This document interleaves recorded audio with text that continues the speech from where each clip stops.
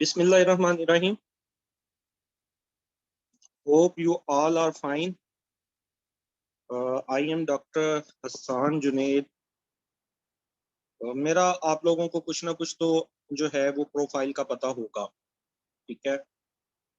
कुछ मैं आप लोगों से अपना इंट्रोडक्शन करा देता हूँ और आप लोगों से भी इंट्रोडक्शन जो है वो होता रहेगा क्लास में डिफरेंट असाइनमेंट्स के थ्रू। और हम जो कुछ अर्सा कनेक्टेड रहेंगे एक, उसके अंदर उम्मीद है कि हम सब एक दूसरे से एक फैमिली की तरह घुल मिल जाएंगे। तो मेरा इंट्रोडक्शन ये है कि मैं जैसे कि डीवीएम डॉक्टर हूँ और एज ए वेटरनरी ऑफिसर काम कर रहा हूँ फ्रॉम लास्ट 6 ईयर। मेरी सिलेक्शन हुई थी 2016 में, ठीक है। उसके बाद मेरा इंटरेस्ट जो ज्यादा था वो पीएमएस सीएसएस और वन पेपर एमसीक्यूज एग्जाम की तरफ था और उसकी मैं 2-3 साल तैयारी करता रहा। उसी में फिर पीएमएस के लिए वेटरनरी साइंसेस को मैंने as a optional subject choose कर लिया।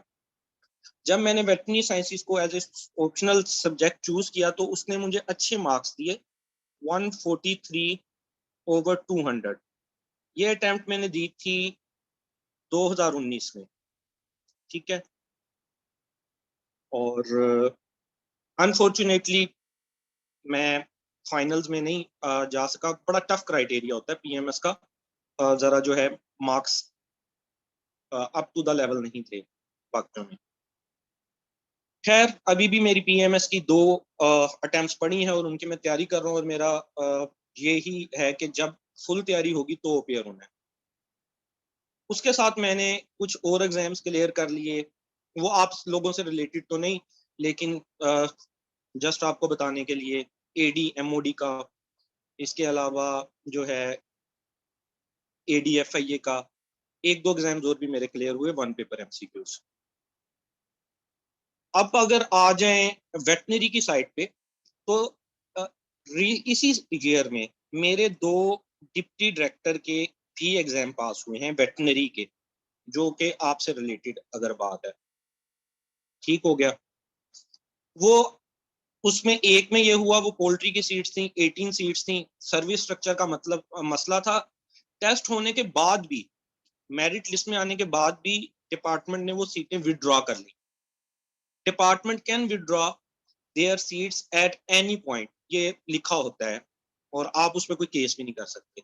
एक वो रह गया, मतलब क्लियर हो गया था लेकिन उसके इंटरव्यू किसी के भी नहीं हुए। दूसरा फिर मेरा एक और एग्जाम क्लियर हुआ डिप्टी डायरेक्टर का 18 का। उसमें मसला ये आ गया, 5 साल का एक्सपीरियंस चाहिए होता है एज ए वेटरनरी ऑफिसर। अगर आपका जस्ट डीवीएम है, मेरा जस्ट डीवीएम है, तो उसके लिए आपके साथ 5 साल का एक्सपीरियंस चाहिए होता है। मेरा 4 साल और 11 मंथ का एक्सपीरियंस था और मैंने अप्लाई कर दिया था। जस्ट 1 मंथ का एक्सपीरियंस नहीं था तो उन्होंने मेरा इंटरव्यू नहीं लिया। उसमें मेरा प्राइवेट का एक्सपीरियंस था। प्राइवेट का एक्सपीरियंस भी काउंट होता है अगर SCCP से रजिस्टर्ड अदारा हो, security and exchange commission of Pakistan. आप लोग जब इस लेवल पे आएंगे या जिन लोगों ने प्राइवेट में जॉब की हुई है और SCCP से रजिस्टर्ड उनके अदारे हैं, तो उन लोगों का एक्सपीरियंस काउंट होगा। जब कभी 18 की सीटें आएंगी, आप में से कई लोग बहुत पुराने होंगे, अच्छे इंस्टीट्यूट्स में काम कर रहे होंगे, तो वो डायरेक्ट 18 पे भी अप्लाई कर सकते हैं अगर 5 साल का उनका एक्सपीरियंस होगा और वो वीओ नहीं। डेफिनेटली आप जो मेरे साथ तैयारी कर रहे हैं वीओ नहीं होंगे। तो मैं एज ए वीओ 4 साल 11 मंथ का मेरा एक्सपीरियंस एज ए वीओ था और 3 साल का और भी मेरा एक एक्सपीरियंस था, SCCP से रजिस्टर्ड था। बट उन्होंने कहा ये रेलिवेंट नहीं है, वो रिसर्च की सीटें थी, तो वो इंटरव्यू भी मेरा ना हो सका। लेकिन इंशाल्लाह इस साल और आएंगी तो उम्मीद है। बाकी नसीब की बात होती है सारी। ये हो गया जी मेरा प्रोफाइल। और ये सिर्फ एक दिन बताना था, रोज रोज तो नहीं बताना आपको। आप कह रहे होंगे सर पता नहीं क्या जो है अपनी तारीफें शुरू हो गई हैं। जस्ट आपको एक वो हाव नाउ देने के लिए, ठीक हो गया। अब बात कर लेते हैं हम अपने इस वर्क प्लान की, जो हम इसके सेशन के दौरान करेंगे। ओके, एक और चीज भी मैं आपको बता दूं कि लास्ट ईयर में 25+ स्टूडेंट जो हैं मेरे, जो जिन्होंने मेरे से कोचिंग ली, वो सिलेक्ट हुए हैं as a veterinary officer. Just last year की बात कर रहा हूँ 2021 में, क्योंकि ये मैंने कोर्सेज ही 2021 में स्टार्ट किए थे। इससे पहले मैं general knowledge based courses launch करता हूँ, वेटनरी के नहीं करता था, लेकिन कुछ मेरे स्टूडेंट्स ने मुझे मतलब कहा कि आप ये करके देखें, और मेरा बड़ा अच्छा एक्सपीरियंस रहा इसके अंदर ना। बड़ा अच्छा रिस्पॉन्स होता है स्टूडेंट्स का। वेटनेरियन वैसे भी हार्ड वर्किंग होते हैं आमतौर पे बाकियों की निस्बत, बाकी आर्ट्स की फील्ड के जो लोग हैं उनकी निस्बत रिस्पॉन्सिबल होते हैं। तो ये जो है लास्ट ईयर के अंदर सिलेक्शंस हुई हैं, और टेस्ट इससे भी ज्यादा लोगों के पास थे। ठीक है,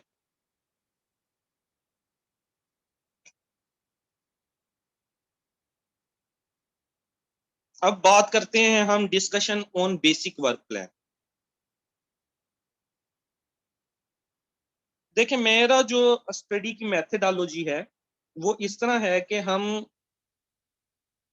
बेसिक सब्जेक्ट्स जो हैं हमारे उनको कवर करते हैं। एज यू नो, वेटनरी में डीवीएम में हमने 70+ सब्जेक्ट पढ़े हैं।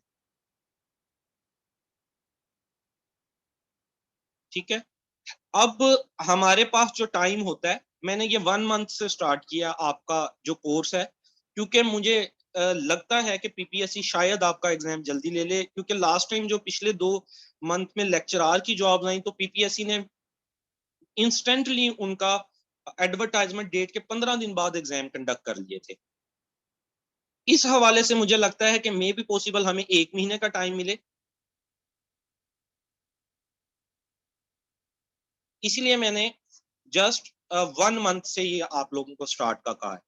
एडवर्टाइजमेंट में भी मैंने आप लोगों को बताया है कि जो हमारा कोर्स होगा 5 सितंबर से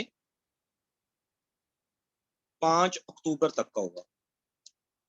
फिर हम देखेंगे सिचुएशन के पीपीएससी टाइम इससे ज्यादा लेता है, और ड्यू टू फ्लड कंडीशन आप लोगों को पता है पीपीएस एफपीएससी के कुछ एग्जाम भी डिले हुए हैं, बाकी एग्जाम भी, क्योंकि जो पंजाब, ये बेसिकली पंजाब की सीटें हैं, तो हमारा जो साउथ पंजाब है वो बैडली हिट हुआ है, राजनपुर, डेरा गाजी खान, तोनसा, ये वाली सारी साइड फ्लड से।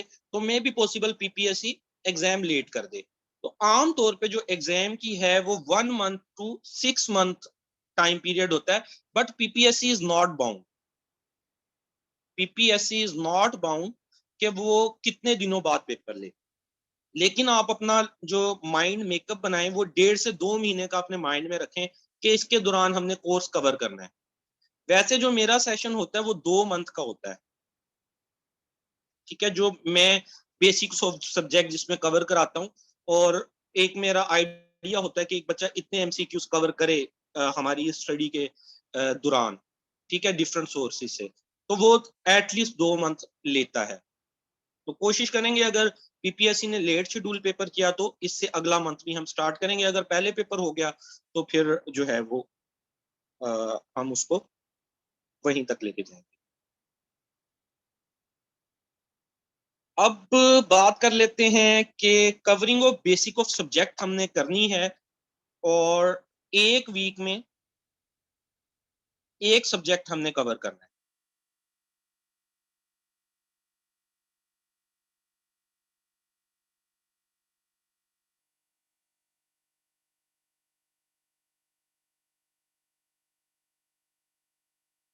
आगे मैं आपको दिखाता हूँ कौन से सब्जेक्ट हैं जो मोस्ट इंपोर्टेंट है वेटनरी का, जिनमें से पेपर ज्यादा से ज्यादा आता है। इसमें 5 दिन हमारे लेक्चर हुआ करेंगे, और 2 दिन आपका ऑफ होगा। एक तो संडे आपका ऑफ होगा, और एक दिन में आपको अपनी रूटीन वाइज में भी कोई मीटिंग आ जाती है, कोई फैमिली फंक्शन आ जाता है या कुछ, वो इवनिंग में 5-6 बजे तक मैं आपको बता दूंगा कि आज क्लास होनी है कि नहीं। ऐसा वीक में एक बार हुआ करेगा, हर वीक में, और एक संडे ऑफ हुआ करेगा, मतलब 5 लेक्चर्स पर सब्जेक्ट इन वीक हमारी होगी। अच्छा, ये जब 5 लेक्चर हमारे हो जाएंगे तो उनका मैं आप लोगों से टेस्ट लूंगा। टेस्ट लेने का तरीकाकार, जब टेस्ट करीब आएगा आज से आफ्टर 1 वीक, तो मैं आपको वो गाइड कर दूंगा। इसके साथ साथ डेली बेसिस पे मैं आपको स्टार्ट में 100 MCQs असाइन करूंगा। 100 MCQs पहले वीक में हम 100 MCQs डेली बेस पे करेंगे, वो मैं आपको PDF फाइल प्रोवाइड किया करूंगा, आपने उसको स्टडी करना होगा, ठीक है। और ऐसा ऐसा हम अपनी पेस को बढ़ाते जाएंगे, डेली के 200 और 300 तक जाएंगे मैक्सिमम। अब आप लोग जैसे मेरे साथ ज्वाइन है जितने स्टूडेंट, इस दफा माशाल्लाह काफी ज्यादा स्टूडेंट है, तो हर किसी का अपना एक कैलिबर होगा। कुछ बच्चों के लिए 100 MCQs भी उनको लगेंगे कि बहुत हेक्टिक रूटीन है, और कुछ 300 को भी बहुत कम समझेंगे, वो 500 600 से भी ज्यादा पढ़ सकते हैं एक दिन में। तो जो मैंने मिनिमम क्राइटेरिया रखा है कि स्टार्ट में एक हैबिट में आपको स्टार्ट करवाऊंगा 100 MCQs से, और उसको हम फिर 300 MCQs पे लेके जाएंगे। और जिसकी इससे ज्यादा कैपेबिलिटी है वो मुझे इनबॉक्स करके और भी फाइलें ले सकता है एमसीक्यूज की। आप लोगों को पता है एमसीक्यूज की इतनी सारी बुक्स हैं वेटनरी की, brain teaser, vet scan, UAF MCQs, Sharma MCQs, Bidar MCQs, Nizami MCQs, मतलब इतनी सारी हैं बुक्स। वो बच्चा सोच में पड़ जाता है कि इनमें से किसको पढ़ूं, ठीक है।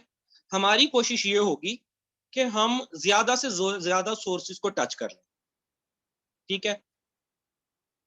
और ऑलमोस्ट हम आप एक रफ आइडिया लगाएं कि अगर 100 MCQs हैं डेली बेसिस पे, और अगर हमारा 2 मंथ तक ये सेशन चला जाता है, 60 डेज होते हैं, तो आपके 6000 MCQs तैयार हो जाएंगे, 600 6000।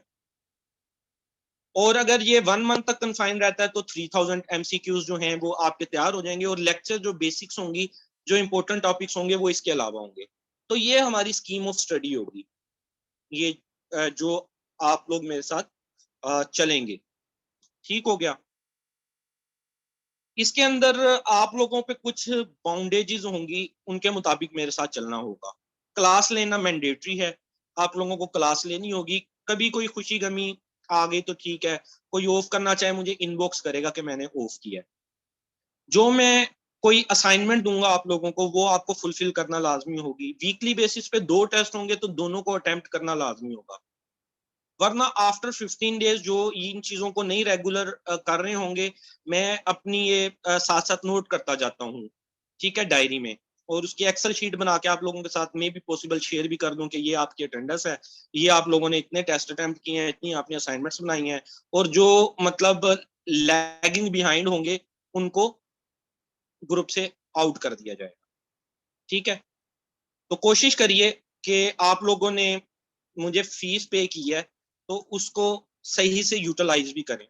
पेरेंट्स के आपके पैसे लगे हैं, ठीक है, डिग्री पे भी लगे हैं, तो उसको अब यूटिलाइज करने का है मामला। आप हम मेहनत कर सकते हैं, देखिए मेहनत करना हमारे हाथ में है, उसके बाद रिजल्ट्स जो है ना वो हमारे हाथ में नहीं होते।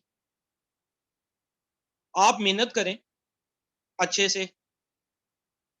कईयों के टेस्ट कई बार क्लियर होते हैं, कई ऐसे भी बच्चे हैं 7 7 बार टेस्ट क्लियर होते हैं, इंटरव्यू में रह जाते हैं। ये कहीं ना कहीं लक फैक्टर भी आ जाता है, लेकिन लक को हम कंट्रोल नहीं ना कर सकते।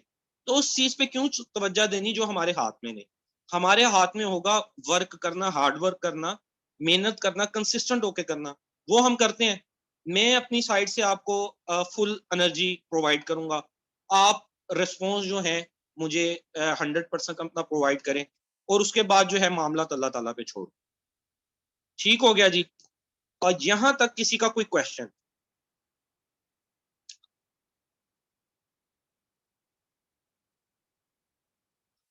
किसी का कोई क्वेश्चन है तो वो इनबॉक्स यहीं पे कर लें, चैट में।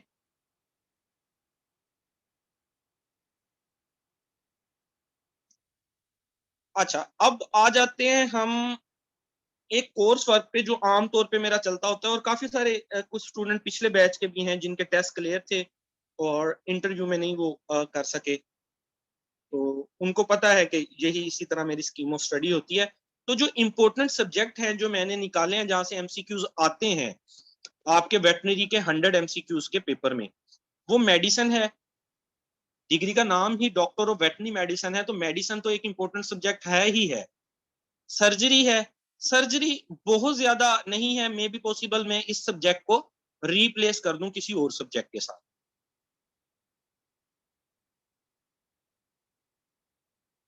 लेकिन उसके बाद रिप्रोडक्शन है, ये बहुत इंपॉर्टेंट सब्जेक्ट है आप लोगों के टेस्ट के हवाले से भी और इंटरव्यू के हवाले से भी। मेडिसन और रिप्रोडक्शन तो आप कह लें कि बेसिक है हमारी डिग्री की, जो एग्जामिनर हमसे डिमांड करता है कि हमें पता, ये चीज पता होनी चाहिए, इस चीज के ऊपर ग्रिप होनी चाहिए, ठीक है। और आप लोगों ने, हमने जिस तरह कोर्सेज भी पढ़े अपने डीवीएम के, 70+ सब्जेक्ट थे, तो उसमें मेडिसन के 3-4 किस्म के सब्जेक्ट थे। क्लिनिकल मेडिसिन आ जाता था, सिस्टेमिक मेडिसिन आ जाता था, जनरल मेडिसिन आ जाता था, इस तरह करके। सर्जरी का भी ये होता था, सर्जरी 1 2 3। रिप्रोडक्शन का भी होता था कि क्लिनिकल रिप्रोडक्शन अलहदा से है, जो है, और जनरल रिप्रोडक्शन अलहदा से, इस तरह करके। तो ये सब्जेक्ट्स तो हमने पढ़े भी, ये मेन सब्जेक्ट्स हैं, आपका पिलर है, जिनको आपको, जिनकी बेसिक्स आपकी कवर होनी चाहिए, ठीक है, बेसिक कंसेप्ट जिनके आपके कवर होने चाहिए। उसके बाद हम इधर से पोल्ट्री को इधर कर लेंगे पहले मंथ में, और कोशिश कर लेंगे कि पैरास्टोलॉजी भी पहले मंथ के अंदर चली जाए। और अगर हमें टाइम मिला, दूसरा मंथ पीपीएससी ने हमें अलाउ किया, तो फिर हम रोटेशन में बाकी के सब्जेक्ट कर लेंगे, डेयरी प्रोडक्शन होगी, जेनेटिक्स होगी, सर्जरी को इस तरफ ले आएंगे, मतलब इन सब्जेक्ट्स में कोई तालमेल निकाल लेंगे। ठीक हो गया। बेसिक चीज ये है एकेडमी ज्वाइन करने का जो मकसद होता है, एक तो मैं आपको डायरेक्शन बताऊं कि आप लोगों ने किस डायरेक्शन में क्या चीज प्रिपेयर करनी है। आप लोग जो हैं, बहुत से लोग, मैं डीवी हम हूँ, बहुत से लोग आप में से एमफिल होंगे, एनरोल इनटू पीएचडी भी हों, और मे भी पॉसिबल फील्ड में उनका नॉलेज बहुत ज्यादा हो, ठीक है, इसमें किसी किस्म की कोई मजाका नहीं है कहने में, ऐसा होगा। लेकिन ये जो पेपर का एक क्राइटेरिया है, वो क्या क्राइटेरिया है? 100 MCQs पेपर, ठीक है। उन्हें फिलहाल पहला स्टेप क्लियर करने के लिए एमफिल से कोई दिलचस्पी नहीं है। एक बंदा बहुत बड़ा प्रैक्टिशनर है, उसकी प्रैक्टिस बहुत अच्छी है, बट लिटरेचर और प्रैक्टिस में काफी सारा डिफरेंस आ जाता है। कोई पीपीएससी को इस बात से सरोकार नहीं है। ये चीजें एमफिल है, कोई बंदा की प्रैक्टिस अच्छी है, ठीक है, या फील्ड नॉलेज अच्छा है, ये सारी चीजें आपकी काम आएंगी इंटरव्यू में। इंटरव्यू में मे भी पॉसिबल आपको एज मिल जाए। उससे पहले आप लोगों को एक पेपर पास करना है, और उस पेपर में 100 MCQs आने हैं, जिसमें से 80 डीवीएम बेस्ड होंगे, सब्जेक्ट रिलेटेड होंगे, और 20 जो हैं वो जनरल नॉलेज बेस्ड होंगे, जीके बेस्ड होंगे।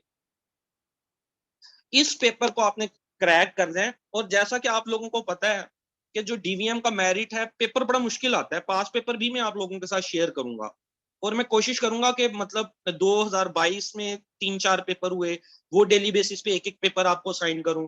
2021 में हुए 6-7 पेपर हुए, वो एक एक करके साइन करूं। फिर उससे पहले 2016-17 मेरे पास मतलब पास पेपर कोई 10-11 तो होंगे, वो भी आप उसको देखें और आइडिया लें उन पेपरों से कि किन एरियाज में से पेपर आता है। बेसिक जो मकसद है एकेडमी का, वो ये है कि आपको एक डायरेक्शन प्रोवाइड की जाए। वो कहते हैं ना, direction is more important than speed. आप एक तरफ भागी जा रहे हैं, लेकिन डायरेक्शन सीधी नहीं है, तो आप जो मंजिल है, जहां तक पहुंचना है ना, उससे दूर होते जाएंगे। लेकिन कुछ डायरेक्शन आपको पता होगी, आपको पता है कि यार इन सोर्सेज को मैंने करना है, इस वे के अंदर करना है, इन टॉपिक्स में से ज्यादा पेपर आता है, तो वो जो है आपके लिए बहुत हद तक सक्सेस का जो चांस है वो ज्यादा हो जाएगा। तो वो एरियाज जो मेजर सब्जेक्ट हैं, वो हम इस तरह भी कवर कर लेंगे, ये सब्जेक्ट, और कुछ चीजें हम एमसीक्यूज के थ्रू भी कवर कर लेंगे। फॉर एग्जाम्पल, यहाँ पे पैथोलॉजी सब्जेक्ट नहीं है, तो पैथोलॉजी के हम एमसीक्यूज को कवर कर लेंगे डिफरेंट सोर्सेज से। मैं आपको जब मतलब पैथोलॉजी के एमसीक्यूज देना शुरू करूंगा, तो मैं 3-4 सोर्सेज के आपको एमसीक्यूज अलहदा करके मैंने फाइलें बनाई हुई हैं। तो उसमें फॉर एग्जाम्पल मैं आपको पिदार के, शर्मा के, ब्रेन टीजर के, और एक भी एमसीक्यूज जो साथ में, उन पे लेक्चर्स नहीं है तो उनको हम एमसीक्यूज को ज्यादा इंपॉर्टेंस दे देंगे। तो कोशिश करेंगे कि एक हम होलिस्टिक वे से चीजों को कवर करने की कोशिश करें। और आप लोगों को ये भी इल्म में होगा, आप लोग मतलब जो है कुछ होंगे जो न्यू होंगे इस ईयर के, बाकी पिछले साल टेस्टों में से गुजर चुके होंगे, कि पेपर अब थोड़ा सा अनएक्सपेक्टेड आता है।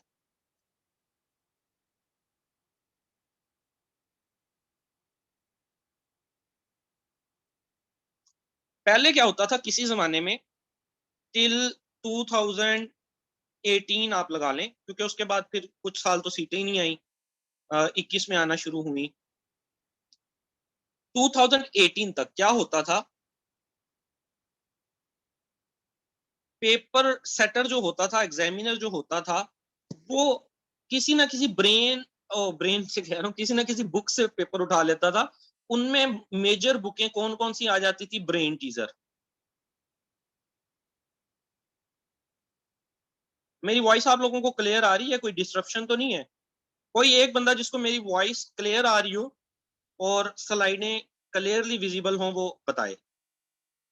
ओके। Brain teaser. दूसरी बुक होती थी वेट स्कैन। यकीन करें पूरा पूरा पेपर इनमें से आ जाता था। कभी ब्रेन टीजर में से पेपर उठा लेते थे, कभी वेट स्कैन में से उठा लेते थे, जहमत नहीं करते थे एमसीक्यूज बनाने की। और ये लक बेस होता था बहुत ज्यादा। लक बेस अब भी होगा क्योंकि पेपर अनएक्सपेक्टेड होता है, लक बहुत ज्यादा मैटर करती है। मेहनत के बाद लक फैक्टर होता है आपका जो मैटर करता है। वो नसीब कह लें, अल्लाह ताला की अनायत कह लें, वो जानता है कि उसने हमारा नसीब किस तरह बेहतर रखा है। हो सकता है वीओई जॉब आइडियल जॉब नहीं है कि हर बंदा के वीओई लगना है, और बहुत अच्छी अच्छी अपॉर्चुनिटीज है। अल्लाह पाक मे भी पॉसिबल टफ टाइम से गुजार के आपको अच्छी चीज दे दे। तो पहले तो बहुत ज्यादा ही लक बेस्ड काम होता था। इतना लक बेस्ड काम होता था कि एक बुक में से पेपर आ रहा है तो पूरा ब्रेन टीजर से उठा दिया उसने, या पूरा उसने बेट स्कैन से उठा दिया पेपर। और जिसने ब्रेन टीजर पढ़ी हुई है तो उसके आ जाएंगे 70 से ऊपर मार्क्स।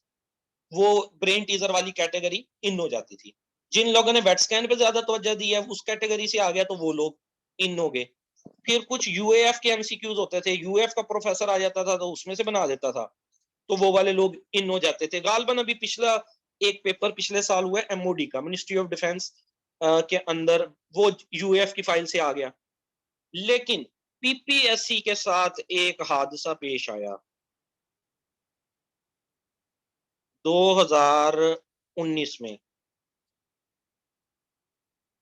के गालबन 2020 में, डेटा लीक।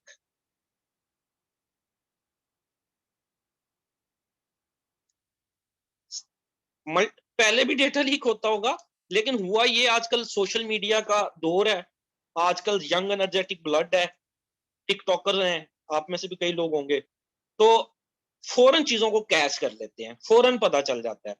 तहसीलदार का पेपर था और वो लीक हो गया। जब ये पेपर लीक हुआ तो सर बिलाल हैं, एक जीके के टीचर हैं, आजकल मेरे ख्याल जेल में है क्योंकि हक के खिलाफ इन्होंने आवाज उठाई थी। तो ऐसा बंदा जो इनकलाबी होता है वो जेल में ही होता है। तो इन्होंने आवाज वगैरह उठाई और झांके थे 3-4 लोग उसमें ज्यादा इन्वॉल्व, और सीटें ऑलरेडी बुक थी, पूरा स्कैंडल बना, आपको पता होगा, बड़ा लेट हुआ। और फिर क्या हुआ, पीएससी ने अपना पूरा डेटा बैंक चेंज कर दिया।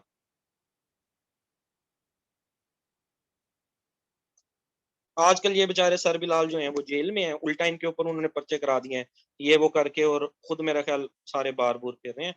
पाकिस्तान जो है ना, बस ऐसे ही हालात है। हैरत होती है न्यूक्लियर स्टेट कैसे बने।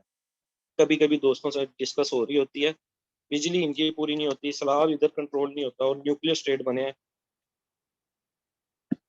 अच्छा, अब डेटा बैंक जब चेंज हुआ, तो अब जब उस डेटा बैंक के रिजल्ट हमने कब देखने थे? 2021 और 2022 में।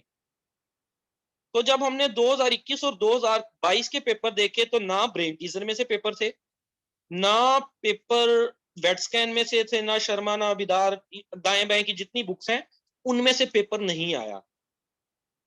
पेपर जनरलाइज बनाया गया, कुछ अनएक्सपेक्टेड टाइप क्वेश्चन थे, लेकिन जिन लोगों की होलिस्टिक अप्रोच थी, एक वाइड रेंज में जिन्होंने सोर्सेज को पढ़ा हुआ था, बेसिक कंसेप्ट अच्छे थे, वो इसको इसमें से गुजरने में कामयाब हो गए।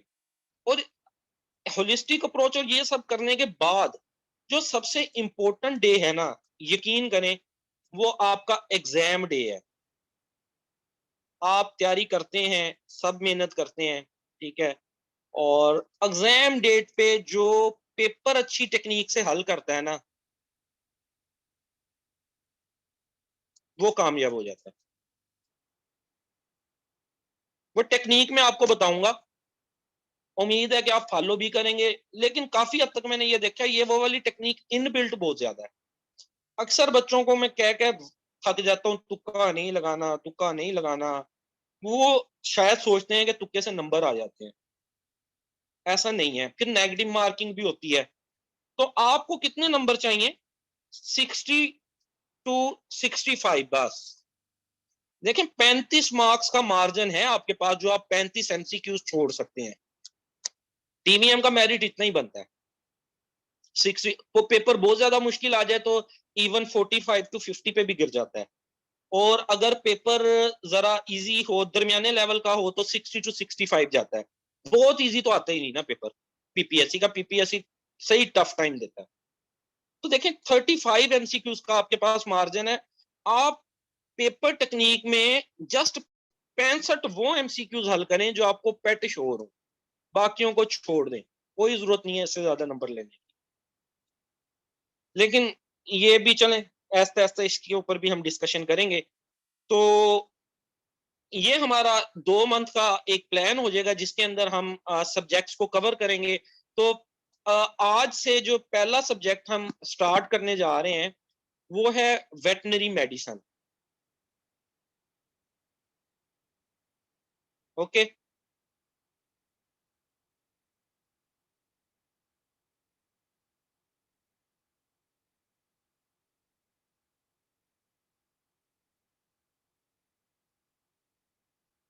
अच्छा, ये जिन लोगों ने अपना मोबाइल के नाम से है ना यहाँ पे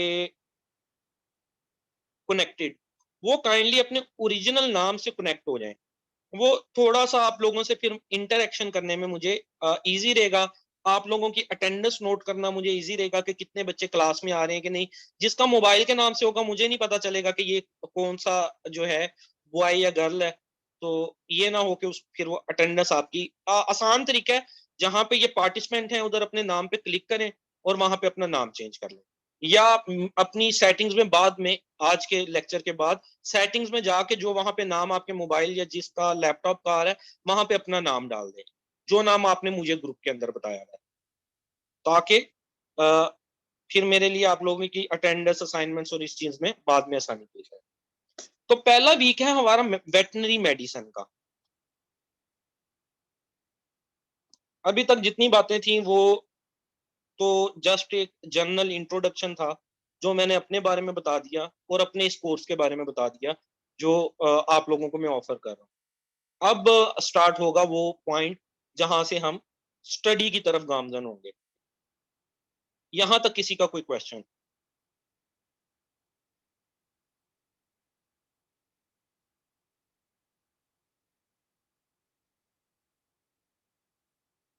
कोई एम्बिग्विटी मेरी बात में, कोई बात वाजिया ना हुई हो अभी आप लोगों को? अच्छा, वो पहले भी कुछ मैसेज आए थे, वो मैं मेरा इंट्रो मिस कर दिया यार। चंगा भला 15 मिनट में लगा रहा हूँ। चलिए, कोई बात नहीं। अच्छा, असाइनमेंट्स को वीकेंड पे मैनेज होना चाहिए। आप में से बहुत से लोग होंगे जो जॉब कर रहे हैं, कुछ फार्म्स में होंगे, कुछ जो हैं डिफरेंट जगहों पे होंगे। वो आप अपने हिसाब से ठीक करें। असाइनमेंट्स मेरी कोशिश होगी मैं मिनिमम रखूं। टेस्ट वीकेंड के ऊपर ही होंगे, क्योंकि असाइनमेंट्स मैंने लास्ट टाइम भी जो ग्रुप रन किया उसमें देखा, बहुत सारे बच्चे जो हैं वो एनजीओ में काम कर रहे हैं, कोई ना कोई वर्क कर रहे हैं। अगर गर्ल्स हैं तो वो घर की रोटी हंडी कर रही हैं, ठीक है। और कहीं ना कहीं कोई ना कोई बिजी है ही है, तो उनके लिए मुश्किल हो जाता है। लेकिन आप देखें, आपको थोड़ा सा टाइम निकालना पड़ेगा इस इन चीजों के लिए, अगर आपको टेस्ट पास करना है। अगर मैं आप लोगों को अपनी रूटीन बताऊं ना, कितनी हेक्टिक है विद जॉब और मेरे और भी सेशन हैं, और मैं कंटेंट राइटिंग भी सीख रहा हूँ। तो बताने का मकसद ये है कि चीज़ों को हमें खुद भी मैनेज करना पड़ेगा अपने कंफर्ट ज़ोन से निकल के। ठीक है? जॉब आप लोगों की कुछ जो भी आप लोगों की डेली वर्क होगा, वो डेफ़िनिटली मुश्किल होगा। लेकिन उसमें से कहीं न कहीं से अपने रेस्ट टाइम के या दाएँ-बाएँ के 2-3 घंटे निकाला करें डेली बेसिस पे। अच्छा, उसके बाद रेहान कहते हैं 1 मंथ अगर मिलता है और टेस्ट हो जाता है, तो आप कंप्लीट करें 2 मंथ को, नेक्स्ट एग्ज़ाम में काम। मेरे जो सेशन हैं वो चलते रहते हैं। उसमें सम टाइम अगर एग्ज़ाम नहीं हो रहा तो कम स्टूडेंट होते हैं, 8-10 हो जाते हैं, एग्ज़ाम के करीब ज़्यादा हो जाते हैं, वो कंटिन्यू रहेंगे। वो जो विलिंग होंगे, वो उस तरफ आ जाएँगे, ये बात की बात है। इसके अलावा कोई इश्यू आपका? What about GK, general knowledge के बारे में? हाँ, गर्ल्स भी कर रहे हैं। अच्छा, नेगेटिव मार्किंग भी की भी बात आ गई। नेगेटिव मार्किंग ही तो मरवाती है बच्चों को इस एग्जाम में। 0.25 की नेगेटिव मार्किंग होती है। फॉर एग्जाम्पल, ये 4 एमसीक्यूज हैं। जी, क्लास रिकॉर्ड हो रही है। पहली क्लास सिर्फ रिकॉर्ड होगी और ये मैं आपको प्रोवाइड कर दूंगा। उसके बाद की क्लासेस जो हैं वो रिकॉर्ड नहीं होंगी, क्योंकि फिर बच्चे सिर्फ रिकॉर्डेड लेक्चर्स पे रह जाते हैं और आप कहेंगे नहीं ऐसा नहीं, इंटरनेट का इशू ये वो। ये मेरा जो है पिछले 3 साल से मैं टीचिंग कर रहा हूँ जनरल नॉलेज की, और 1 साल से वेटरनरी की। ये मेरा तजर्बा है। जब आप रिकॉर्डेड लेक्चर्स पे आ जाते हैं तो आप ढीले पड़ जाएंगे। कल सुन लेंगे, 2 लेक्चर हो जाएंगे, फिर कहेंगे 20% जीके की पोर्शन की प्रिपरेशन इस बैच में नहीं होगी हमारे पास। आप खुद नोट करेंगे कि लेक्चर का टाइम भी देखें, घंटा सुनने के बाद ना आप लोगों के दिमाग सुन्न हो जाएंगे। आप कहेंगे, आपको मेरी आवाज से जो है ना वो होने लग जाएगी कोफत, और मेरी अपनी भी जो वो माइंड है वो सुन्न होना शुरू हो जाएगा। तो वही मैं आप उसका बताने लगा हूँ, जनरल नॉलेज का मैं बताने लगा हूँ उसका आपने क्या करना। और फिर टाइम पीरियड देखें हमारे पास 1 महीने से 2 महीने का होगा। उसमें हम अपने इतने सारे सब्जेक्ट्स को कवर कर लेना। तो हाँ जी, जीके के सोर्सेस प्रोवाइड कर दूंगा, लेकिन मेरी अभी जनरल नॉलेज के बारे में बात सुन लें, उसके बाद इस तरफ आइएगा। कुछ मैं अपने पर्सनल एक्सपीरियंस भी आप लोगों से शेयर करता हूँ, और फिर जनरल नॉलेज के बारे में भी आपको बताता हूँ। हो सकता है उसके बाद आप लोग मेरे से सोर्स का ना कहें और उस तरफ का सोचें कम कम। वो मैं बताऊंगा, सारा बताऊंगा। तो उस पे मेरे कुछ रिकॉर्डेड लेक्चर्स भी हैं यूट्यूब पे, उसका भी मैं लिंक आपको सेंड कर दूंगा कि जनरल नॉलेज तैयार कैसे होता है। बुक्स कौन कौन सी हैं, पीडीएफ कितना कितना है, वेटनरी की जितनी पीडीएफ चाहिए, जनरल नॉलेज की जितनी पीडीएफ चाहिए, सारी ले लीजिएगा। अब पहले बात हो रही थी नेगेटिव मार्किंग वाले क्वेश्चन की, उसको हम कर लेते हैं। 0.25 की नेगेटिव मार्किंग होती है पीपीएससी के एग्जाम में। एफपीएससी के एग्जाम में नहीं होती। एमओडी की जैसे पिछले लास्ट ईयर आई थी उसमें नहीं, उसमें आप जी भर के तुक्के लगाएं। इधर तुक्का नहीं अलाउ पीपीएससी के पेपर में। आपका पहला एमसीक्यू हो जाता है गलत। दूसरा, फॉर एग्जाम्पल मैं बता रहा हूँ, एमसीक्यू नंबर 21 गलत हो गया, 31 गलत हो गया, 41 गलत हो गया, 4 एमसीक्यू गलत हो गए, तो ये आपके 4 नंबर नहीं कटेंगे। 4 × 0.25 एक नंबर और, मतलब आपके 4 एमसीक्यू अगर गलत हैं तो नंबर आपके 5 कटेंगे। 0.25 की नेगेटिव मार्किंग है। और अगर आप एमसीक्यूज को स्किप कर देते हैं, 4 एमसीक्यू आपने ये छोड़ दिए हैं, तो जाहिर बात है आपने अटेम्प्ट नहीं किया, तो 4 नंबर ही कटेंगे ना सिर्फ आपके। 4 नंबर कटने का मकसद ये 100 में से वो आपको मिलेंगे नहीं। लेकिन अगर आप 4 को गलत अटेम्प्ट कर देते हैं तो आपके 4 नंबर 100 में से कटने की बजाय 5 नंबर कटेंगे। हर एक एमसीक्यू गलत अटेम्प्ट करने पे 0.25 मार्क करता है। तुक्का is not allowed in PPSC paper.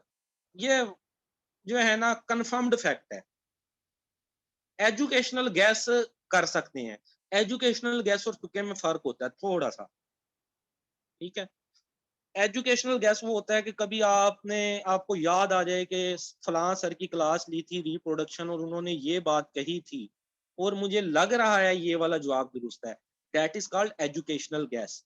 और तुक्का ये है कि एक एमसीक्यू की ना स्टेटमेंट आपको पता है, ना उसके नीचे वाले 4 ऑप्शन आपको पता है, और आप वहां पे अक्कड़ बक्कड़ बम्बे पो करके उसको सिलेक्ट करते हैं, या जो भी आपने एक तरीका कार आजमाया हुआ है, कोई गाना गा के, कोई जो है किसी भी तरीके से वो या बी बी वाली सीरीज करके कहते हैं, ज्यादा आंसर बी होते हैं, ज्यादा आंसर सी होते हैं। तो तुक्का ना लगाइएगा। फिर एक और भी पीपीएससी ने काम कर दिया है, नेगेटिव मार्किंग के हवाले से ही बात हो रही है तो मैं आपको बता दूं कि क्वेश्चन में A B C and D option है ना, तो चौथा ऑप्शन नन ऑफ दीज भी होगा। ये ऑप्शन डालने की वजह से नन ऑफ दीज, हर क्वेश्चन में एक ऑप्शन नन ऑफ दीज होगा, ये डालने की वजह से तुक्कालाइजेशन का कंसेप्ट खत्म हो गया।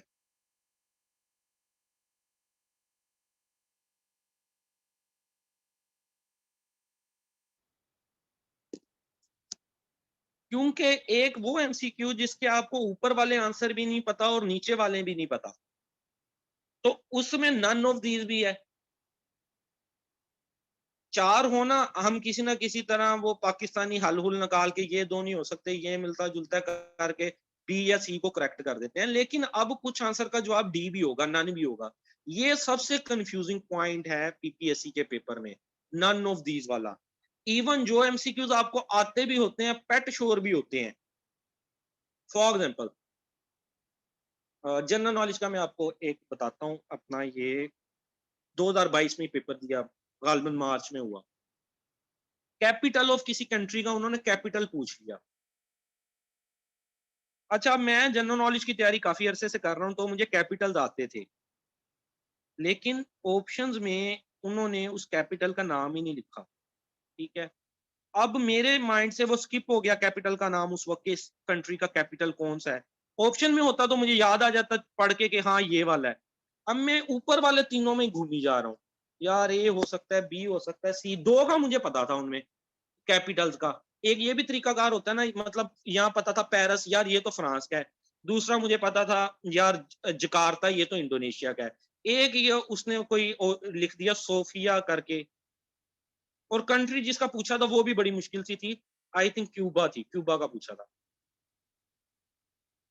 ठीक है, अब मैं नन की तरफ गया ही नहीं, मैंने सोफिया पे लगा दिया, गलत हो गया जवाब।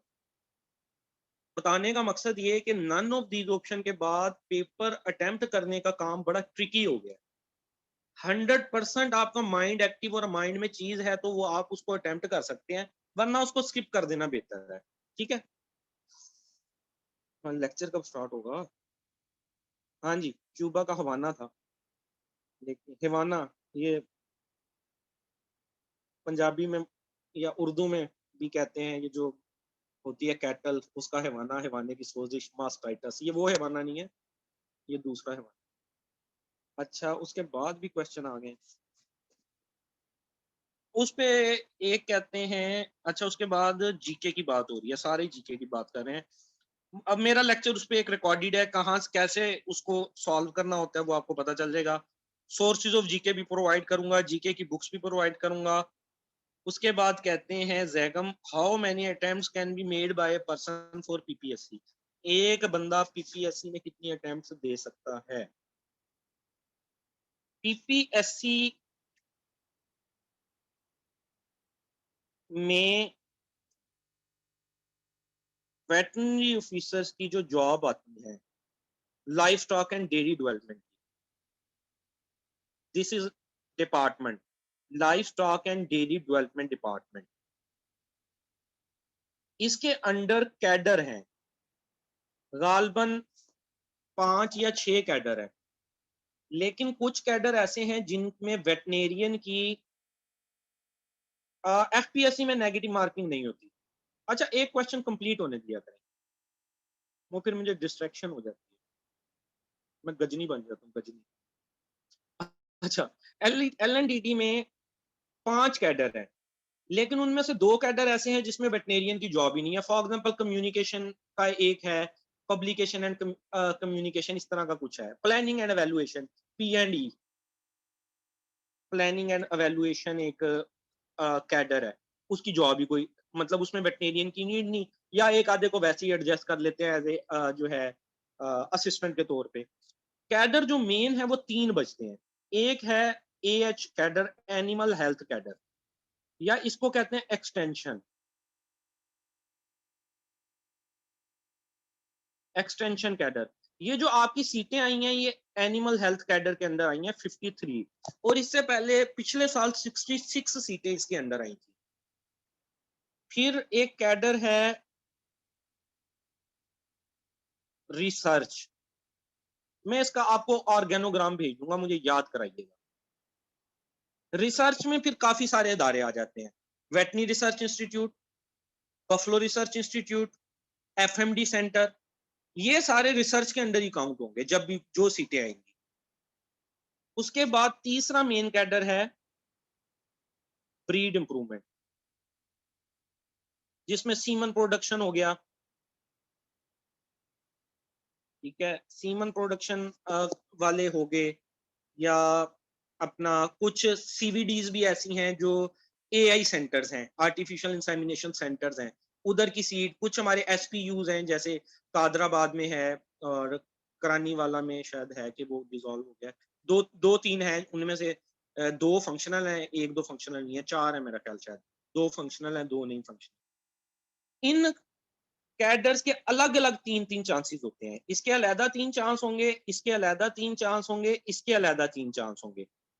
और चांस जाया तब होता है जब एक बच्चा फेल हो। जो बच्चा 40 से ऊपर नंबर लेगा, चाहे उसको इंटरव्यू की ना कॉल आए, मेरिट रुकता है 62 पे। फॉर एग्जांपल कंपैरेटिव बनेगा ना, आप लोगों की हैं 53 सीटें हैं, उनमें से ओपन मेरिट की मेरा ख्याल 38 है। 38, हर सीट पे 5 बंदे इंटरव्यू के लिए बनाने होते हैं, ये बन जाएंगे गालबन 190 लोग, और कुछ वुमेन कोटा, डिसेबल कोटा, और वो कुछ मिला के मतलब 20-25 स्टूडेंट ये हो जाएंगे। हम लगा लेते हैं उन्होंने बुलाना है टॉप 210 बंदों को इंटरव्यू के लिए, और टॉप 210 बंदों का जो आखिरी बंदा है उसके नंबर बनते हैं 62 पे मेरिट क्लोज होता है। और आप में से एक बच्चा है, उसके मार्क्स आ जाते हैं 61 आ जाते हैं, या 40 से लेके 61 के दरमियान आते हैं उसके मार्क्स, तो इसका मतलब है उसको इंटरव्यू की कॉल नहीं आएगी, उसको मोबाइल पे और उसकी ईमेल पे एक मैसेज आएगा जिसको देख के एक बुरा सा मुंह बनेगा कि you did not qualify for the seat of, for the interview of veterinary officer. नागवारी गुजरेगी तबीयत पे। लेकिन कुछ बच्चों को मैसेज आएगा you have failed in written test, जिनके 40 से कम नंबर होंगे, 39, 38 एंड सो ऑन नीचे की तरफ, उन लोगों का चांस जाया होगा। जिस बच्चे के मेरिट चाहे 62 पे रुका है रिटन टेस्ट का, और उसके 40 से 61 के दरमियान थे, वो फेल नहीं हुआ, उसने टेस्ट पास कर लिया, हाँ इंटरव्यू के लिए वो क्वालिफाई नहीं कर सका, राइट। तो उसके 3 के 3 चांस बाकी रहेंगे उस कैडर के। और अब आप लोगों को अंदाजा होगा जिन्होंने जितने पेपर दिए हुए हैं उनमें कितने कितने नंबर आए हैं, और क्या कुछ अब तक आप लोगों का जो है वो नामा माल रहा है, ठीक है जी।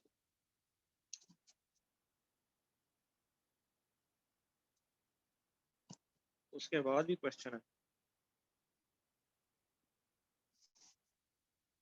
FPSC में नेगेटिव मार्किंग नहीं है सर, आई मीन के अभी FIM और MOD BPSC लेगी। नहीं जी, FPSC में नेगेटिव मार्किंग नहीं है। FPSC में वेटनेरियन की भी सीटें आती हैं, मिनिस्ट्री ऑफ फूड में बड़ी जबरदस्त सीट है मिनिस्ट्री की सीट, लेकिन आती सिर्फ एक एक है, अभी आई नहीं थी। और MOD में भी सीटें आती हैं मिनिस्ट्री ऑफ डिफेंस के अंडर, जो सिविलियन होते हैं और फौजियों को सर्व करते हैं। बड़ी टफ जॉब है वो कैप्टन नहीं लगते, हाँ जो उसमें सेलेक्ट होते हैं, पे भी बराबर होती है पंजाब वाले डीओ के, लेकिन फौजी जरा जो है ना आर्मी वाले सलूक ज़रा सख्त किस्म का करते हैं, हमारी तबीयत वो ज़रा नाजुक मिजाज होती है वेटनेरियन की। It means we lost chance after getting more than 40 marks. It means we did not lose, लिख दें इसको आसिया नूर। It means we did not lose chance after getting more than 40 marks. 40 से ज्यादा नंबर लेने पे चाहे इंटरवल की कॉल आए या ना आए, आपका चांस जाया नहीं होता। ठीक है, चलें जी।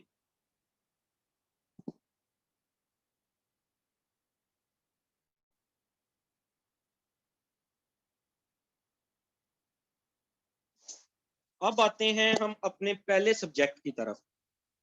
अब क्वेश्चंस ग्रुप में मेरे से पूछ लीजिएगा, कोई आप लोगों के माइंड में हो जर्नल क्वेश्चन। और जर्नल नॉलेज के बारे में भी मैं आपको बाद में गाइड करूंगा। अब ये थोड़ा सा तो आपको बता दूं वेटनरी मेडिसिन के बारे में, कुछ पढ़ भी लें। अभी तक तो सिर्फ बातें की है ना हमने। तो देखें जी, जो टेंटेटिव लेक्चर शेड्यूल होगा मेरा मेडिसिन के ऊपर, टेंटेटिव से मुराद होता है एक अंदाजातन। वो हमारे पांच नहीं, पांच नहीं के ज्यादा है, 1 2 3 4 5 6 6 लेक्चर्स होंगे मेडिसिन पे हमारे। एक लेक्चर हमारा होगा बेसिक्स ऑफ मेडिसिन पे, जिसमें मैं आपको, जो कि आज का हमारा लेक्चर है, जिसमें मैं आपको बताऊंगा कि हमने मेडिसिन के सब्जेक्ट में किन चीजों को ज्यादा फोकस करना होता है। अगर कोई बच्चा एक्सटेंसिव स्टडी करना चाहता है, ठीक ठाक किस्म का बच्चा है, पढ़ाकू किस्म का है, तो वो किस बुक को ले ले जहाँ से अच्छा नॉलेज उसका बन सकता है। और एक आर्टिकल पढ़ते हुए या कोई बुक पढ़ते हुए मेडिसिन के पोर्शन में हमने किन पोर्शंस को हिट करना होता है, और कुछ और वेटनरी की आगाज कैसे हुआ, कुछ ये मामला भी हम देख लेंगे। फिर हमारा लेक्चर होगा डेफिशिएंसी डिजीजेस पे, बहुत इंपॉर्टेंट लेक्चर, विटामिन की डेफिशिएंसी पे, वेटनरी ऑफिसर की सीट में भी और जनरल नॉलेज की भी किसी भी सीट में, एमओडी, एफआईए, आईबी, तहसीलदार, दाएं बाएं, विटामिन का पोर्शन बहुत इंपॉर्टेंट होता है। आप पास पेपर्स में देखेंगे भी 1 2 क्वेश्चन लाजमी रिपीट हो जाते हैं इसमें से। ठीक है, कि विटामिन के नेम क्या होते हैं, इनकी डेफिशिएंसी की वजह से बीमारियां कौन सी हो जाती हैं, फला फला फला। फिर वायरल डिजीजेज जो मेन मेन है, वो 2 लेक्चर्स में वायरल डिजीजेस पे रखूंगा, जिसमें मेन मेन जो हमारी डिजीजेज होगी, for example foot and mouth disease है। ठीक है, इसके अलावा जो है पीपीआर है, जो मोस्ट इंपोर्टेंट रेबीज है, जिनमें से ज्यादातर क्वेश्चन बनते हैं। तो वो 2 लेक्चर्स में हम वो 8 9 डिजीजेस को एक्सटेंसिव पढ़ेंगे, फुल फ्लेज पढ़ेंगे, और कुछ के जस्ट में आपको जनरल पॉइंट बता दूंगा। फिर बैक्टीरियल डिजीजेस के ऊपर 2 लेक्चर हमारे होंगे, और उसमें बैक्टीरियल डिजीजेस जो मोस्ट इंपोर्टेंट है, फॉर एग्जांपल हेमरेजिक सेप्टिसिमिया है, गलगो 2 है, ठीक है, ब्लैक वाटर है, चौड़े मार है, और सिमिलरली मस्टाइटस वगैरह है। उनको हम 8 9 डिजीजेस को एक्सटेंसिवली कवर कर लेंगे, टोटल उनकी पैथोजेनेसिस ब्ला ब्ला ब्ला, और कुछ का मैं आपको जस्ट इंपॉर्टेंट पॉइंट्स बता दूंगा। फिर प्रोटोजोल की डिजीजेज होती हैं, और बहुत इंपॉर्टेंट होती हैं प्रोटोजोल डिजीजेज। ठीक है, ये पूरा एक मैं आपको सब्जेक्ट पढ़ाऊंगा इसके ऊपर, पैरासाइटोलॉजी। उसके अंदर हम प्रोटोजोल उधर कवर कर लेंगे। मेन कहने का मकसद ये है कि मेडिसिन पे हमारे 6 से 7 लेक्चर हो सकते हैं। जैसे आज का टाइम हमारा काफी ज्यादा जनरल बातों में चला गया है, तो वो मे बी कल हमें स्टार्ट करना पड़े कुछ पोर्शन, तो 6 से 7 हो सकते हैं हमारे लेक्चर्स। और ये हमारा जी मेडिसिन का एक टेंटेटिव शेड्यूल होगा जो हम कवर करेंगे। और इस लेक्चर के साथ साथ मैं आपको, जैसे आज हम बेसिक्स ऑफ मेडिसिन देखने लगे हैं, मैं आपको एक पीडीएफ फाइल भी प्रोवाइड करूंगा 100 एमसीक्यूज की, वो भी आपने तैयार करनी। डेली की बेसिस पे डेली याद करना है काम। ये नहीं करना कि जो मैंने अपनी मर्जी से साथ साथ जो मर्जी पढ़ते रहें, जो मर्जी बुक उठा लें, ब्रेन टीजर उठा लें, वेट स्कैन उठा लें, अपनी एक चक्रा भारती उठा लें, वो आपकी अपनी मर्जी है। लेकिन जो काम मैं आपको दे रहा हूँ, एक लेक्चर मेरा और साथ जो एमसीक्यू दे रहा हूँ, वो आपको डेफिनेटली पढ़ने पड़ेंगे, क्योंकि उसमें से मैंने आपसे टेस्ट भी लेना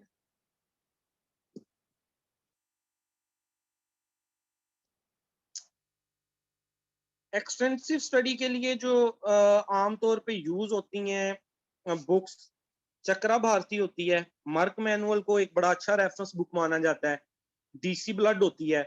इनमें चक्रा भारती लैंग्वेज के हिसाब से आसान है, मार्क मैनुअल की थोड़ी सी लैंग्वेज टफ है, लेकिन रेफरेंस बुक तो मार्क मैनुअल है। ठीक है, तो इनमें से आप कोई साथ साथ स्टडी करना चाहे, क्योंकि मैं जो आपके जिम्मे वर्कलोड पहले हफ्ते में लगा रहा हूँ वो बहुत कम है। एक लेक्चर की फाइल और 100 एमसीक्यूज, ये एक बिगिनर्स के लिए तो ज्यादा हो सकते हैं, लेकिन जो आप में से पुराने लोग हैं या जो लोग पहले भी स्टडी करते रहे हैं उनको पता है कि थोड़ी सी तैयारी का लेवल हमने अप रखना है, हमें ज्यादा से ज्यादा पढ़ना है।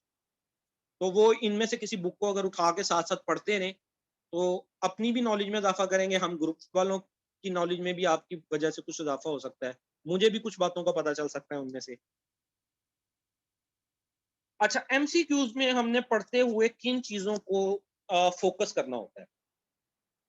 एक तो other name of disease, synonym of disease को हमने डेफिनेटली फोकस करना होता है।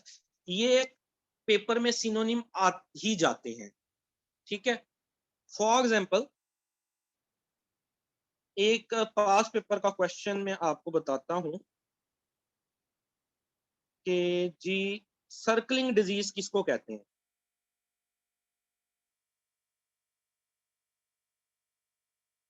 बताइएगा।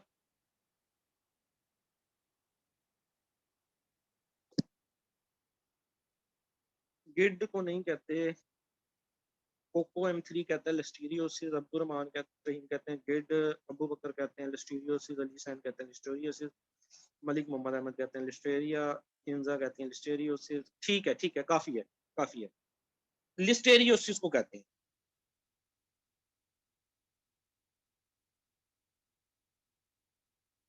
ठीक है,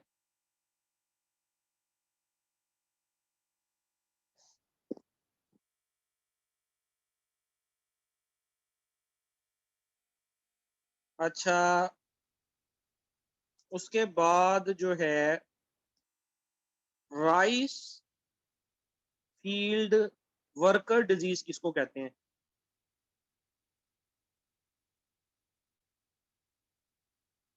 बताइएगा।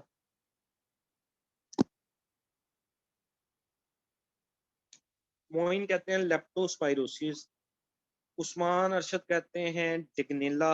नहीं, डिग्नेला नहीं है इसका जवाब। हाँ जी, लेप्टोस्पाइरोसिस को कहते हैं, राइस फील्ड वर्कर डिजीज। क्यों कहते हैं? फुट रॉट को नहीं कहते, फील्ड राइस वर्कर डिजीज। जो लेप्टोस्पाइरा का काजेटिव एजेंट है उसका मेन काज होते हैं रोडेंट्स, और ये जो होते हैं डॉग्स वगैरह, चूहे वगैरह। वो जहाँ पे राइस, जो लोग गांव से तल्लक रखते हैं, आजकल भी राइस का मौसम है, मुंजी भी इसको कहते हैं, तो बहुत ज्यादा पानी लगाना पड़ता है इसको, और उस पानी के अंदर यूरिनेट कर जाता है जब कोई जो है कैरियर, तो वो जो वहां पे वर्कर काम कर रहे होते हैं, ये एक जो है जूनोटिक डिजीज है, वहां जो वर्कर काम कर रहे होते हैं उनको ये डिजीज आ सकती है। ठीक है, जिसकी वजह से जब ये आई डिजीज तो इसको राइस फील्ड वर्कर डिजीज कहने लगे, कि जो लोग राइस फील्ड में काम करते हैं उनको ये ज्यादा डिजीज आती थी। तो इस तरह। उसके बाद ये मैं वो पॉइंट आपको बता रहा हूँ जो पास पेपर्स में आ चुके हैं। एप्थस फीवर किस बीमारी का दूसरा नाम है?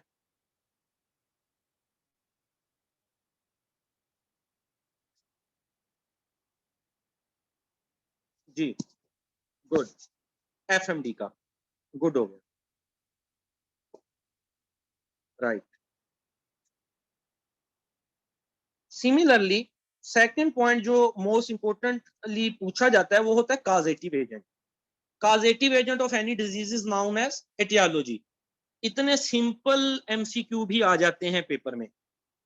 Causative agent of a disease किसको कहते हैं? एटियोलॉजी को, प्रोग्नोसिस को, पैथोजेनेसिस को, या नन ऑफ दीज को। इतने इजी भी आ जाते हैं और इतने डिफिकल्ट MCQs भी आ जाते हैं जो मॉलिक्यूलर लेवल के होते हैं। तो ज्यादा कोशिश हमने करनी है आसान आसान को उठा लें और अपने 60 नंबर पूरे कर लें। जो बहुत ही कोई मुश्किल वो पूछ लेता है जी फलां वायरस जो है वो किस तरह का है, RNA जो है वो उसके अंदर है, DNA है, डबल स्ट्रैंडेड है, सिंगल स्ट्रैंडेड है, क्या है ये वो, वो जिसका ना ऊपर का पता ना नीचे का पता, ऐसे को हम स्किप करेंगे, ठीक है। अच्छा, एटियोलॉजी के अंदर अब पास पेपर में, और ये मोस्ट रिपीटेड क्वेश्चंस हैं, ये दो तरह से आ सकता है। वो डिजीज का नाम कह दे दे और पूछ ले ये काजेटिव एजेंट क्या है, या वो काजेटिव एजेंट बता के कहे कि ये कौन सी डिजीज काज करता है। फॉर एग्जांपल, ये पेपर, पिछले पेपर का एक क्वेश्चन है, आईबीडी, इन्फेक्शियस बर्सल डिजीज या गंबोरो, इसका काजेटिव एजेंट क्या है। वायरल डिजीज है,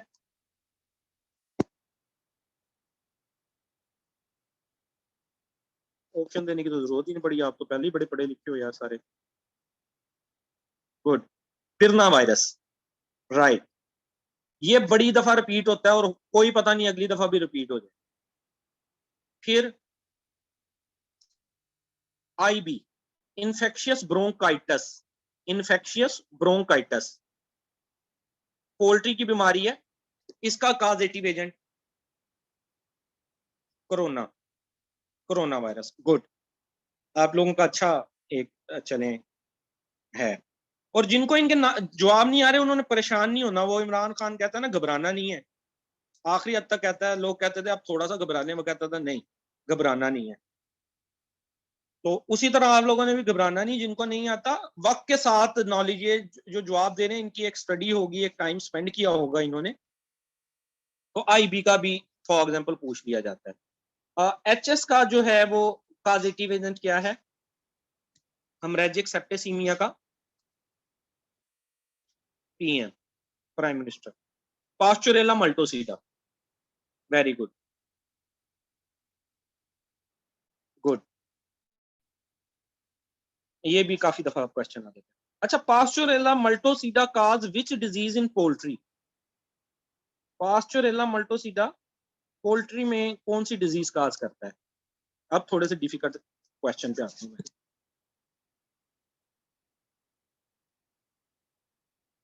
प्लूरम नहीं, कोराइजा नहीं, किंजा कहती हैं फाउल कॉलरा, अवैस कहते हैं फाउल कॉलरा, इसके बारे में कुछ सोच सकते हैं।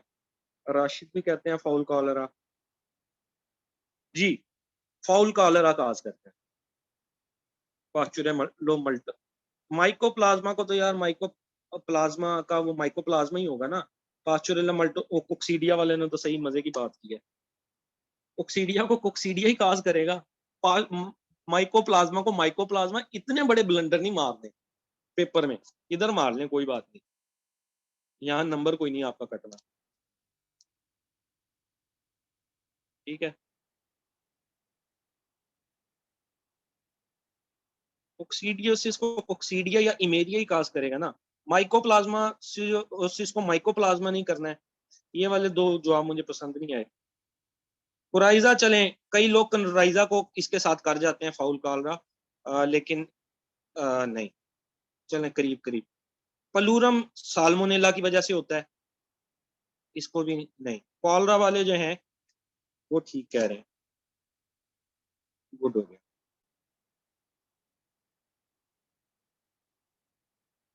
बस करें मेरा ख्याल है, क्या कहते हैं।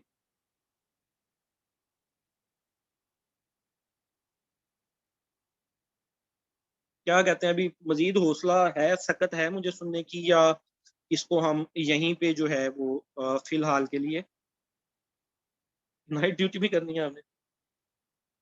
जी सर, पढ़े कंटिन्यू 20 कंटिन्यू। ये बड़ा मजा आता है जब सारे आप आपस में जो है वो दो ग्रुप बन जाते हैं ना, तलवारें पकड़ा दे बंदा दोनों के हाथ, गर्दनें उड़ा दो। As you wish sir. ये पढ़ा लिखा बच्चा लग रहा है, मोहम्मद हमजा रहमान।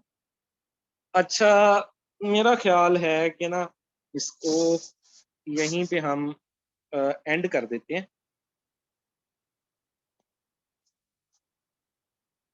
तो क्योंकि कल आज के लेक्चर में काफी सारी हमारी बातें मेरे इंट्रोडक्शन से, अब कभी दोबारा तो नहीं, मैं इंट्रोडक्शन आपको कराऊंगा इस पूरे सेशन में। फिर उसके बाद कोर्स वर्क प्लान पे दोबारा से कोर्स वर्क प्लान भी मैंने आप लोगों को नहीं बताना, और इन चीज़ों पे हमारा जो गालबन घंटा सर्फ हो गया था। और जी अपना स्टडी हमने कुछ कुछ पॉइंट किए हैं।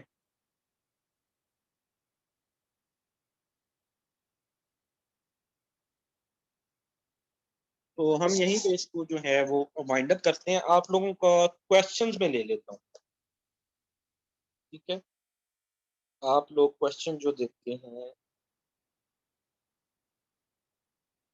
आप कह रहे हैं ना ये स्लाइड कर लें। ये स्लाइड अभी जब मैंने ये पैथोग्नोमिक साइंस और ड्रग ऑफ चॉइसेस पे आना है ना, तो ये बहुत सारे पैथोग्नोमिक साइंस हैं और मैं वो चीजें आपको बताऊंगा जो पास्ट पेपर्स में रिपीटेड है ना। हाँ जी, मैं आज एमसीक्यूज भी आपको दूंगा। और फिर जब मैं ड्रग ऑफ चॉइसेस भी बताऊंगा आपको, तो वो 10-12 बीमारियों की तो मैं आपसे डिस्कस करूंगा। तो इन चीजों पे काफी ज्यादा टाइम लगने का अंदेशा है, शायद मोर देन हाफ आवर लग जाए। तो इसलिए हम यहीं से जो है यहाँ पे एंड हुआ है। याद कर लें, स्क्रीनशॉट ले लें इसका। वैसे तो ये फाइल भी आपको प्रोवाइड कर दूंगा पीडीएफ में। ये फाइल आपको प्रोवाइड हो जाएगी जो कुछ मैंने बताया। और आज का लेक्चर, क्योंकि इसमें मेरा इंट्रोडक्शन है, कोर्स का वर्क प्लान है, कुछ न्यू होंगे जिनको आज जूम यूज नहीं कर रहा होगा, या कुछ ऐसे होंगे जिन्हें आज पता चला होगा कि उनका नेट तो सही काम नहीं करता, ठीक है? तो वो कोई सिम अपनी अरेंज करेंगे, कोई नेटवर्क का इस तरह का मामला अरेंज करेंगे। तो बाकी कोई क्वेश्चन है तो आप लोग पूछ सकते हैं। 100 एमसीक्यूज की फाइल आपको मैं प्रोवाइड करूंगा, और वो बड़े इंपॉर्टेंट से शुरू करूंगा। जो 100 पहले मैंने आपको प्रोवाइड करने हैं ना, वो पढ़ के मजा आएगा आपको। सर, मेडिसन की अच्छी बुक चक्रा भारती है या brain teaser? Very good question. वो चक्रा भारती एक्सटेंसिव बुक है, सब्जेक्टिव बुक है। ब्रेन टीजर जो बुक है वो एमसीक्यू बेस्ड बुक है, और वो सिर्फ मेडिसिन पे नहीं है।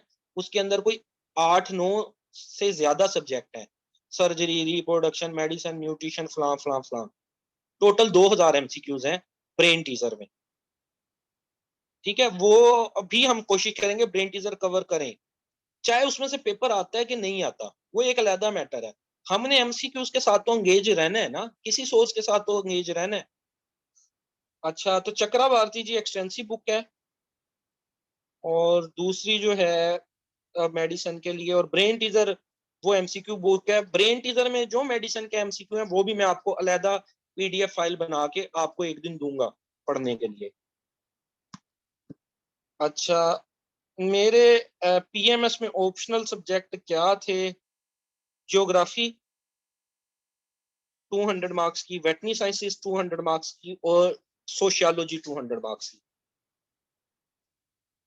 वैसे मेरे नंबर भी अच्छे थे, बट सिर्फ नंबर नहीं, क्वालिफाई करना भी एक मकसद होता है, ठीक है ना? वो जो पहली मैंने बात की कि आपने उस टॉप रैंकिंग में भी आना है, जो सिर्फ आखिरी 50 सीटें हैं। ब्रेन टीजर या vet scan, which one do you prefer? Brain teaser 2000 MCQs है, वेट स्कैन में 8000 एमसीक्यूज है। तो ये आपके उस पे आके कितना टाइम देना चाहते हैं। मैं कहता हूँ कि ब्रेन टीजर को स्टार्ट करें, और अगर ज्यादा टाइम हमारे पास आ जाए तो फिर वेट स्कैन को भी कर लिया जाए। और भी बहुत सारे सोर्सेज हैं, लेकिन हमने फोकस कर लेना है एक दो सोर्सेज को, जस्ट एमसीक्यू से खेलने के लिए, अपनी ऑब्जेक्टिविटी लेवल बेहतर करने के लिए, इस बेस पे नहीं कि इसी बुक में से पेपर आना। ब्रेन टीजर के अक्सर जवाब गलत हैं। इन सारे जो जो जवाब गलत हैं, पिछले सेशंस में मैंने वो सारे जवाब ठीक कर लिए हुए हैं। वो तकरीबन 100 से 150 एमसीक्यूज है। बट क्वेश्चन इज, एग्जामिनर की कहां से बनाएगा? क्या वो उस बुक में से बनाएगा, या वो सही जवाब की बनाएगा? इस बात का जवाब आज तक मेरे पास भी नहीं। मैंने 2 डिप्टी डायरेक्टर्स के पेपर क्लियर किए हैं, ठीक है? मोर देन 60 ही मेरे मार्क्स आए हैं दोनों में, लेकिन आज तक मुझे भी इस बात का जवाब नहीं पता। ये एग्जामिनर की मर्जी होगी कि वो रॉन्ग आंसर उठाता है, जो या वो बुक की को फॉलो करता है, या जो हम इंटरनेट से उसको ठीक करते हैं। तो ये हर बंदा अपनी चॉइस के ऊपर जो जैसे करना चाहे। जैसे वो सुप्रीम कोर्ट के पास फैसले आते हैं जहाँ पे कोई जोर हो ना स्टैब्लिशमेंट का, तो नीचे लिखा होता है सारा कुछ जो हमने बयान कर दिया, ये पढ़ने वाले अपने मुताबिक इसका फैसला कर लें। एक दो फैसले ऐसे भी आए हैं सुप्रीम कोर्ट पे। अच्छा, वेट कैप्सूल सब्जेक्टिव वो बहुत बेहतरीन बुक है। सिर्फ ये वजह नहीं कि वो मैंने सुपरवाइज मेरी सुपरविजन में लिखी गई है, उसमें मतलब 3-4 स्टूडेंट थे, उनकी ज्यादा एफर्ट थी।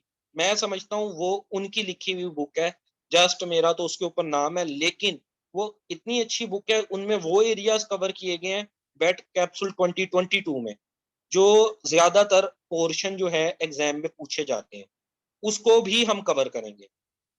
ठीक है, उसके भी मैं आपसे टेस्ट लूंगा, उसके भी मैं मतलब इसी दिन आपके जिम्मे पेजेस लगा दूंगा, 10 पेजेस, फिर 10 पेजेस, 20 पेजेस का मैं आपसे फिर टेस्ट लूंगा। यूं करके उस बुक को भी हम इंशाल्लाह कवर करेंगे। For theory knowledge veterinary capsule is best. आप खुद भी पीडीएफ के अंदर डिफरेंट बुक्स का मुआजना करके देख लें, आपको पता चलेगा कि उसके अंदर कमियां कोताहियां निकालने को आप बहुत सारी निकाल सकते हैं। ठीक है, लेकिन अगर आप उसके अंदर कुछ पॉजिटिव अच्छी चीजें देखना चाहेंगे तो वो भी आपको नजर आ जाए। और उसमें जिन स्टूडेंट्स ने उसके ऊपर नाम है होल क्रेडिट उनका है, जिसमें एक किसी का नाम स्किप हो जाए तो माजरत, मेरे जहन में जो नाम है हुसैन गजाली, मीट के अंदर इन्होंने डिग्री की है युवास से। सबा नजर, ये पिंडी से सिंध से इन्होंने डिग्री की है। इसके अलावा इकरा हैं, आईयूबी से इनकी डिग्री है। अली बलोच जंग से इन्होंने डिग्री की है। और 2-3 स्टूडेंट और भी उसके अंदर शामिल थे। काफी सारे स्टूडेंट्स की एक बड़ी अच्छी एफर्ट थी और आखिर में मैंने उसको सुपरवाइज किया था, तो वो एक अच्छा सोर्स है। नाजिम, मैं नाजिम को डायरेक्ट नहीं जानता, वो नाजिम ने और हुसैन गजाली ने मिलकर काम किया था।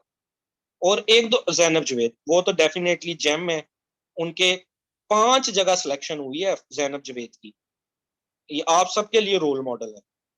अकेडमी की स्टूडेंट थी, लेकिन मैं कहता हूँ कि वो अकेडमी का क्रेडिट इतना नहीं जाता, मैंने तो जस्ट एक डायरेक्शन दी, उनमें खुद भी बहुत पोटेंशियल है। पिछले साल कोई जितनी सीटें आई हैं, एक सीट आई, 2 सीटें, उन 2 में भी जैनब जवेद सिलेक्ट थी। एक जगह 3 आई, उसमें भी सिलेक्ट, 66 वाली में भी सिलेक्ट, हर सीट में फाइनल में सिलेक्ट, सिर्फ टेस्ट पास नहीं, फाइनल में सब्जेक्ट थी। और भी एक दो होंगे, उनसे डायरेक्ट मेरा नहीं इंटरेक्शन था, वो इन स्टूडेंट्स के कोलीग्स हो सकते हैं, तो उन सबकी एक अच्छी एफर्ट है, वो बुक लाजमी करनी चाहिए आपको।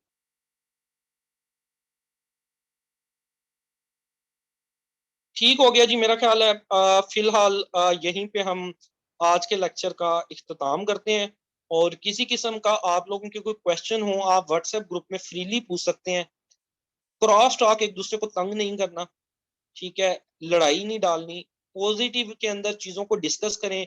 जो मैं आपको आज एमसीक्यूज दूंगा उनको आपस में डिस्कस करें, आपको कुछ चीज लगे कि गलत है जो आप, उसको डिस्कस करें, म्यूचुअल नॉलेज बढ़ाएं, अपना भी, मेरा भी, अपने कुलीग्स का भी। ठीक है, ये ना सोचें कि अगले के ज्यादा नंबर आ जाएंगे, हर बंदे को एक सीट चाहिए। आप ये सोचें आपने अपने आप को आगे पहुंचाना है, किसी का रास्ता काट के आप आगे नहीं जा सकते। आप ये सोचें कि मैंने अपने लिए सीट करनी है, सात ये 38 सीटें ओपन मेरिट की, बाकी 37 जो मर्जी आ जाए, एक सीट मेरी। इस चीज के साथ, अज़म के साथ, पॉजिटिव एटीट्यूड के साथ चलेंगे तो इंशाल्लाह जो है वो आपको कहीं ना कहीं चीजों का अजर मिल जाता है। ठीक है जी, जो क्वेश्चन हो व्हाट्सएप ग्रुप में आप मेरे से पूछ सकते हैं, इनबॉक्स करके मुझसे पूछ सकते हैं किसी भी टाइम। रिप्लाई लेट हो सकता है, लेकिन मैं रिस्पॉन्स हर बंदे को लाजमी करता हूँ। ठीक है, तो अल्लाह हाफिज जी।